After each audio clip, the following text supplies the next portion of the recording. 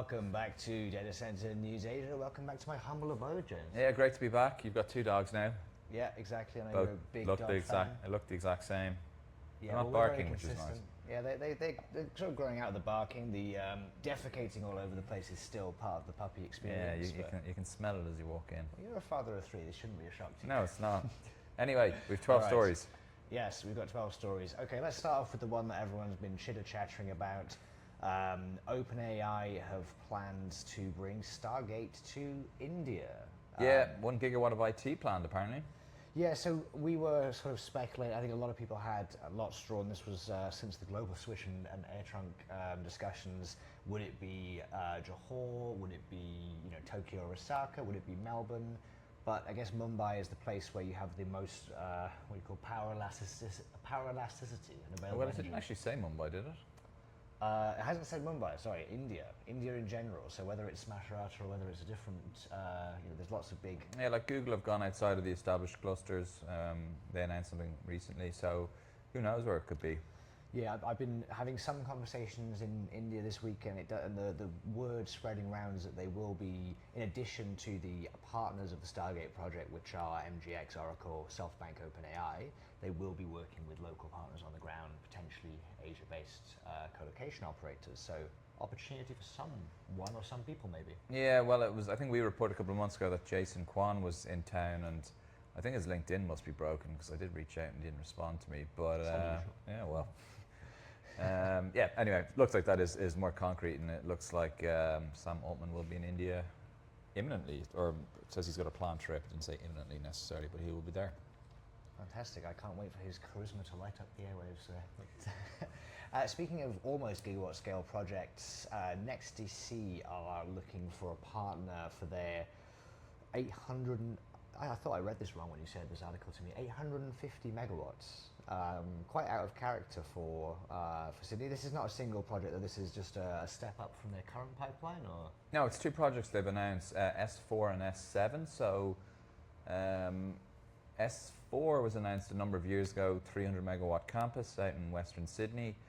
Subsequently, S5 and F6 have kind of leapfrogged that in order of development, and well, one was an acquisition.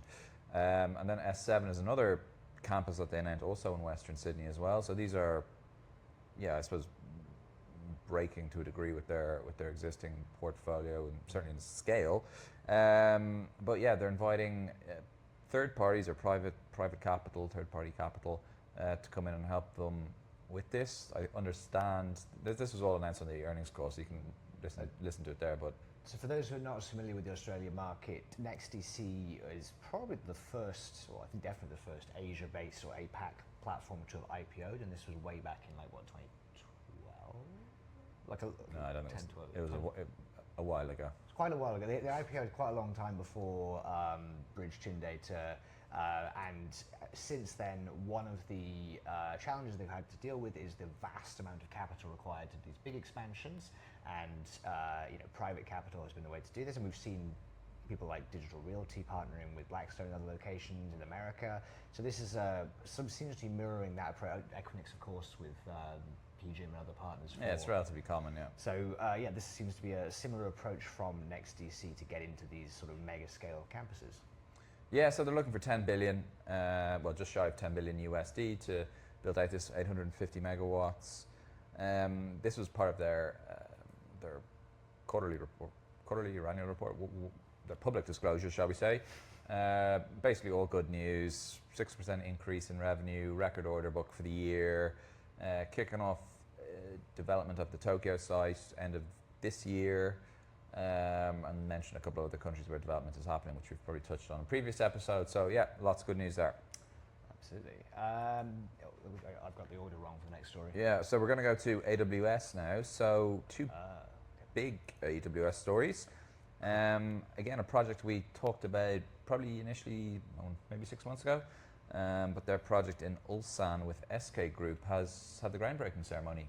Yeah, well, I think at the time we described it as an SK Group project, as it wasn't announced publicly then that it was AWS. But yeah, this is AWS and SK Group in Ulsan. Ulsan is pretty far south, near to Busan, like on the same part of the. It's south. It's outside. There's one of the other We'll get a map up. hyperscalers who's pretty active in Busan, but generally speaking, all the demand in Korea is focused around Seoul, and Seoul is a very difficult place to develop and build as one of the world's largest metros. So Amazon showing some flexibility here to get capacity in Yeah, Seoul. this looks like AI. Like they mentioned 60,000 GPUs throughout the article. Scale and the fact that it's outside of the existing AZs, yeah, it must be AI. First 40, it's going to be 103 megawatts total. The first 41 will be live November 27 apparently, with the balance in February 29. 103 megawatt deployment. That's got it's a bit different to the old AZ model. Well, there you go. Also, while on AWS, they've launched their cloud region in New Zealand. Yeah, don't think this will surprise anyone because we did do the news on the Microsoft cloud region there, and we know that several of the co-location providers who have been working with one have been working with the other, and so, yes, New Zealand is popping up, sometimes referred to as Australia's little cousin. I don't think they like that, though. I don't think they do, actually. But Kiwis are soft, they'll be fine. Yeah, well, anyway, this finally gone live. They've got the PPA signed with Mercury, which is wind energy that they secured for the power for this project. So yeah, congrats everyone involved. I think this was announced 21 if I'm not mistaken, so great to finally get to that stage. We are going to Johor as usual. Can't do a story without Johor, or can't have a week without Johor, but we're starting with yes, Digital Halo. Oh, that's not the one that I was going to. There's 3 Johor stories. Yeah. Yes, so Digital Halo has their certificate from TNB for 150 megawatts of power. They had the ESA, the electricity supply agreement signing photo, which is, I guess, the Johor equivalent of the Japanese Shinto priest groundbreaking photo opportunity that everyone has. But yeah, congratulations to the Digital Halo team. Partners Group. Yeah, recently funded by Partners Group, so yeah. Yeah, well, this is interesting as well because it's they took advantage of the Green Lane pathway and the one-stop centre, which is basically streamlining energy applications. Yeah, because like that's basically how you get things done quickly there. They're one of the first to actually take advantage of that, so yeah, congrats there. We're still on Johor. Crescendo Corp, who we've talked about them a number of times, they have sold land to actually Digital Halo, EdgeNex, STT, Microsoft. They've sold an additional parcel, this time to... Damac?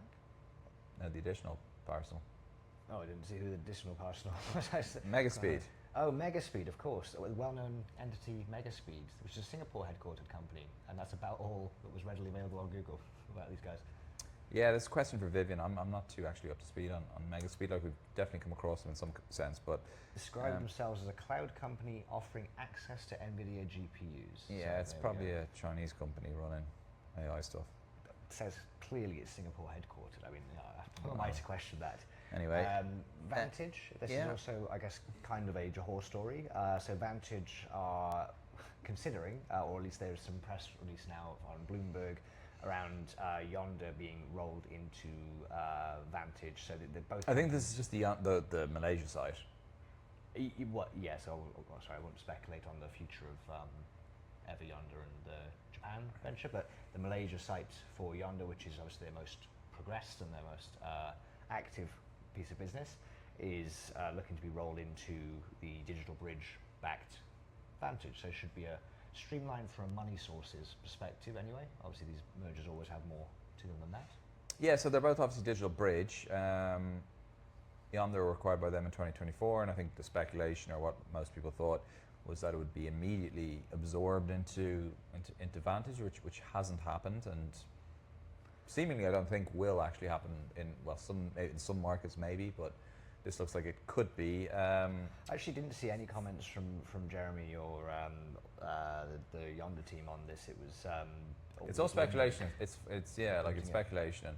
And TMT Finance put something out saying it's happening, having reported on it a while ago, but I don't know. I haven't actually read the article. It's just beyond the paywall.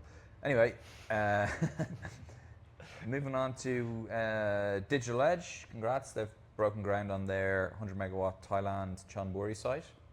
Yeah, they're very excited for this one. This is going to be hopefully ready for the end of 2026. So Thai construction timelines on a spectrum of probably Johor or Mumbai to Tokyo. Thai ones are probably somewhere closer to the speed of India and Malaysia, but not quite at that level of rapidity yet.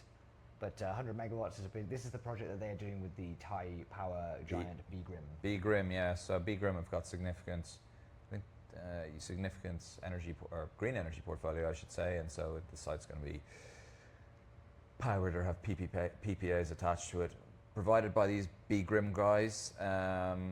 Yes, and congratulations, are continuing to make good progress. I think where are we going now? We're going to BDX. No, we don't get to see this one, yeah.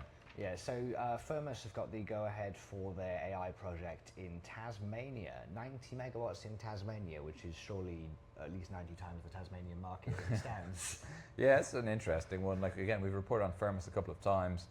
I want to say in a different capacity, like we've talked previously about their pods in the STT facilities here in Singapore, but it now looks like they're building a 90 megawatt AI factory in Tasmania. It's quite a step change from pods in someone else's data center, to be honest. And it's quite I mean, Perth has been talked about, and obviously there's been positive news about the Perth market the last couple of weeks. But yeah, Tasmania is, I mean, it does have a lot of connectivity links. It is on the top end of Australia, near to Asia. I'm not going to even pretend I know anything about the Tasmanian market or landscape, but both of the residents of Tasmania can write in and let us know.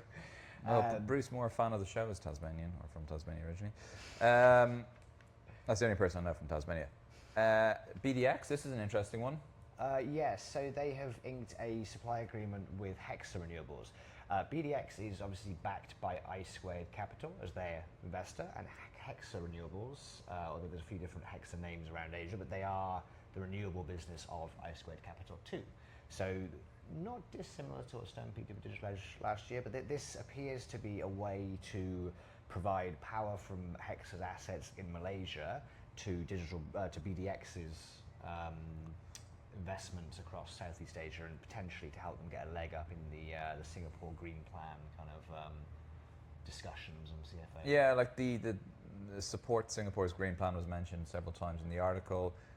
My assumption is that, and I think anyone would make the same assumption, is that the aim is to get some of the capacity that's going to be coming online as part of the CFA2 process. So good luck to them, like thinking outside the box from all parties, and like these are the kind of solutions we need. Yep, absolutely. I mean, this is always the marketing pitch for infrastructure investors like I2, their access to energy and power. Yeah. Good to see that this is coming together now. Japan. So I don't know if maybe it was me being thick and the fact that we had very little time to actually read these stories properly this week. But NTT and Tokyo seem to be collaborating to develop additional assets in Osaka.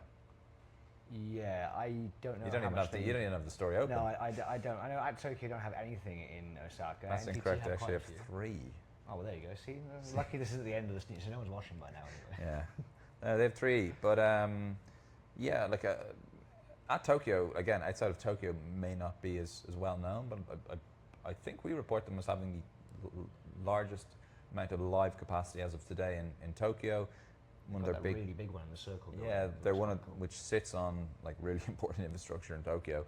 TEPCO is one of their investors. So this would basically be bringing 2 Japanese giants together, which is exciting. Like I said, the article was slightly difficult to read, but yeah, interesting. Let's finish off with the 2 Vietnamese stories, because I think we're about to run out of time. Yeah, we can rattle through those quickly. So there's 2 Vietnamese telcos who are building more data centers. Well, no, what's interesting is there's a Cypriot firm, IPTP, never heard of them, but don't cover Europe, obviously. But they're trying to get involved in a project to develop a 10 megawatt facility in Da Nang High Tech Park. Shows how much I read that. I thought it was Cyprustel, the Chinese telecom company. No. So it's a Cypriot company. Not called Cyprus. And then FPT, they've launched the latest facility in Ho Chi Minh, so obviously they've got a number of assets across Hanoi, Ho Chi Minh. They've done the Equinix thing where they announced the racks as opposed to the IT load in this particular case, so 3,600 racks. So who knows what that is these days? 10 from 8 to 220. Yeah, probably 10 to 20 megawatts kind of range. Fornix HCM02, so congrats to them. And coincidentally, I'll be in Vietnam in 2 weeks' time. So always end with a plug. Yeah, looking forward to meeting people there. I haven't been there in a professional capacity for a while, so yeah, looking forward to meeting people. Happy Friday. Thanks, everyone.